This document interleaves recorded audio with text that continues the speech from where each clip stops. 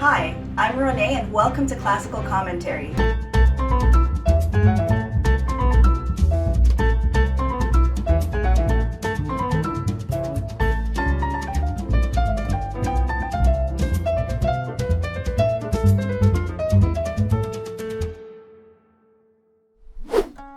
You're watching Classical Commentary and we're here live with Toronto-based visual artist Margie Kelk. Margie. For Toronto-based visual artist Margie Kelk, art often imitates life, and she uses many of her original drawings and ceramic sculptures as a vehicle to raise awareness about our environment. Margie's boundless sense of creativity led to the production of 2 award-winning animated films, Substrata and Undersea, set to the music of composer Alan Sondheim. It was very fascinating chatting with Margie in this interview and gaining deeper insights into the inner workings of her creative imagination. Most children, their imaginations lead them to create imaginary figures and creatures, but you, on the other hand, you were thinking about energy currents. I do believe in energy currents. I started, for whatever reason, sculpting in ceramic clay. I started sculpting little heads. So I did a whole bunch of series on loneliness and older people, and then I guess one day I thought, these heads that I'm doing, they could live underground. So at that point, another friend of mine, Kate Wilson, said to me, I think you have to make a movie of this.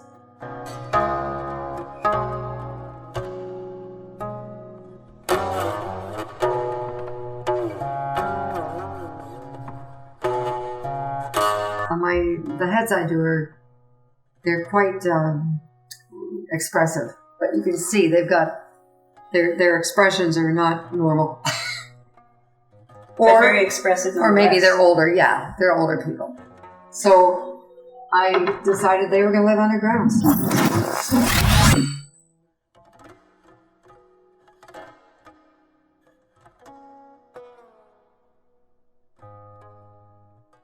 Well, in Substrata, it's interesting because you have the heads are interacting. They are underground. They're in a strange, it looks like actually we put Iceland behind it later on.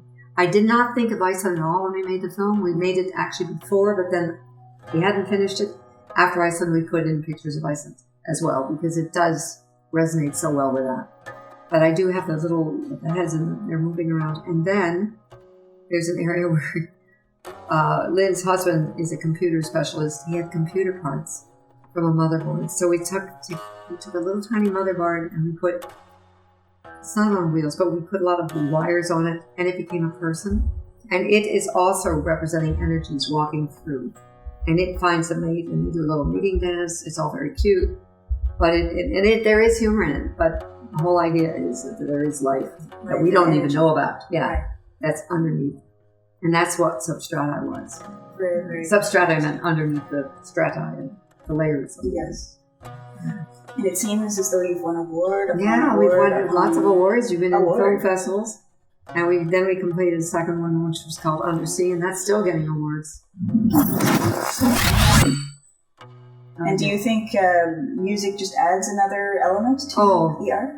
Oh yeah, for sure. I've always either played something or other. It was classical guitar for years, then it was Yahoo when I was doing a lot of Chinese.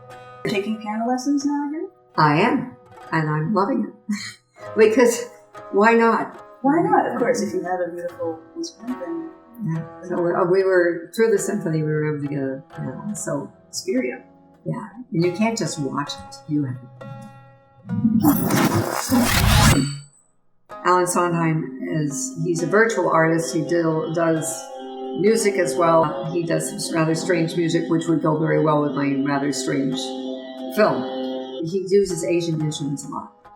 And the sounds are phenomenal for strange, eerie things going underground. Music definitely,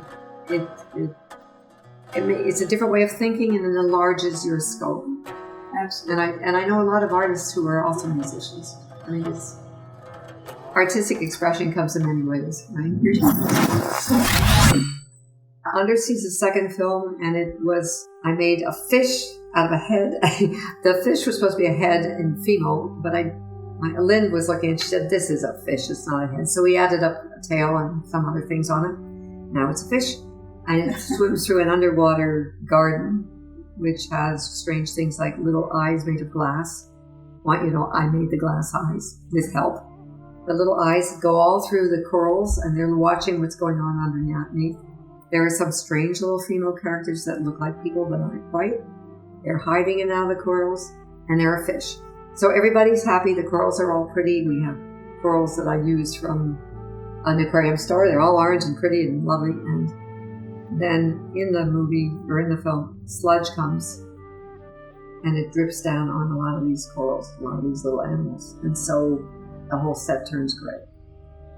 And we have these funny little purple blue things. And they look like, I guess they look like jellyfish or octopi. But anyway, they got legs and they're walking along. They end up eating the sludge. But when they eat it, they turn green. This isn't good. The fish are going along and suddenly everything is grayer. And we now have one fish instead of a school of fish, and everybody's turned green. It's amazing, too, for those of us who are visual art novices who just see something and can't really make anything of it. For you to be able to put that on film, I think it probably helps people who have an average knowledge or an average appreciation of art to be able to make sense of something of an idea as complex as this. Yeah. Well, the worst part of it is seriously trying not to be, you can't end on you're destroying the world. So we did end up, some of the corals are coming back. You know, there's still some life. The big fish is still swimming around, but we leave it good. So everything is in danger, but we leave it because you can't say anything.